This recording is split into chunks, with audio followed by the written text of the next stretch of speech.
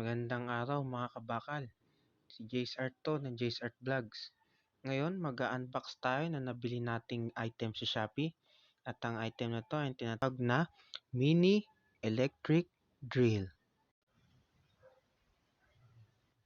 So mga kabakal, makikita natin dito sa item na to yung kasama sa mga package na nabili nating item.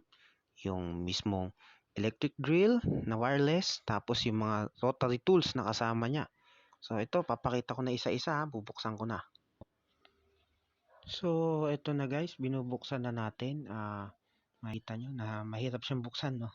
Tsaka medyo hindi ako natuwa sa itsura ng packaging kasi parang sa layman's term, binalot lang siya ng tinapa.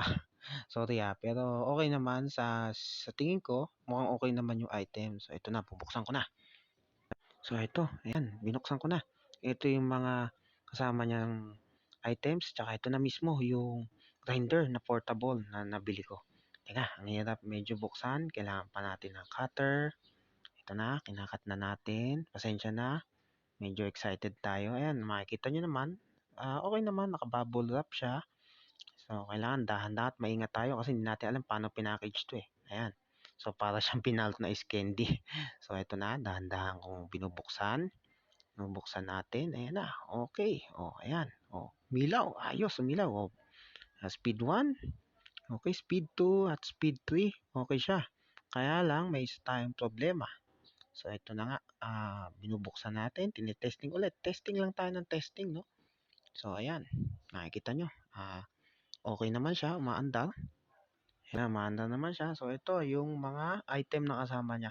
Papakita ko sa inyo. Merong para mga drill bits. At yung cutter blade.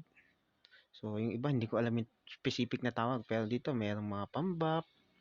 Tsaka yung mga panliha. Hindi ko alam yung mga talaga specific na tawag. Pero makikita nyo naman na ito, yung mga kasama niya is halos kompleto naman siya, no?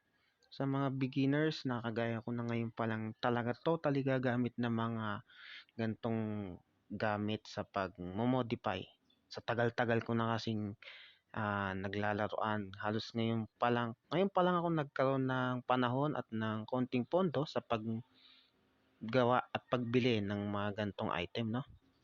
Ayan, medyo pinapakita ko sa inyo yung ibang kasama niya. So, pag-aaralan pa natin kung paano ito mag-ooperate, no?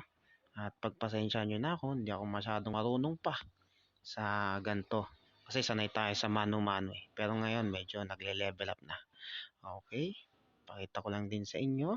Isa-isa pasensya na, medyo maaligaga tayo. Teka, ilalaglag ko na lahat. Okay, yan.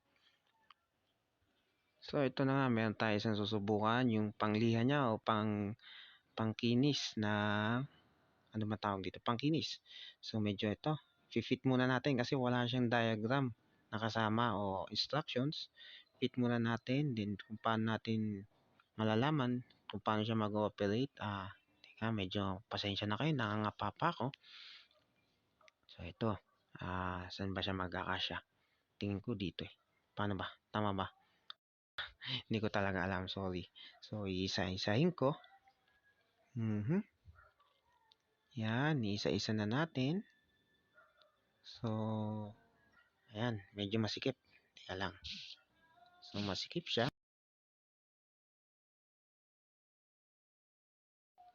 Tingin ko. Okay na. Tama ba? Okay. So, ito. Paano ba to? Pipindutin muna siya. Then, iikot. Tama ba? Ayan. Pinindot ko na. Inikot ko. Ayan. Uy, may kasama siya sa loob na yun. Parang yung pinagsusuksukan, no? So, hindi siya kasya. Ayan. Tanggalin natin. Pindutin. Then, tanggal. Nasaan yung kasama nito? Ayan. So, ayan na siya. Pagpasensya nyo yung background music natin. No? Medyo maingay kasi sa loob lang tayo ng kwarto. Ayan. So, ayan na siya. Kabit uli natin yung takip. So, kasama yung takip sa pag-ano niya, no?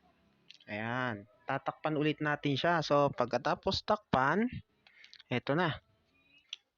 So, ayan guys. Ayan. Saka natin pala siya ganoon.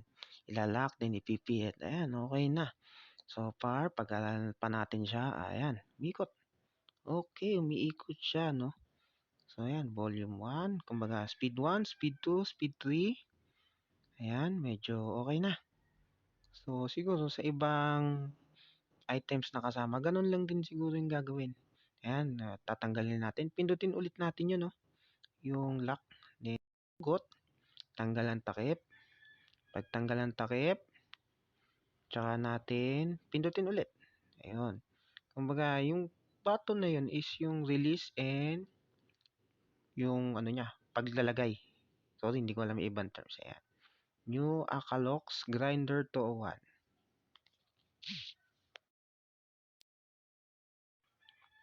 So guys, USB type pala siya, no? Pwede siyang i-charge to USB or yung mga cellphone chargers na uso ngayon. Micro USB, no? So, sa susunod kong video, ipapakita ko naman kung paano siya ginagamit.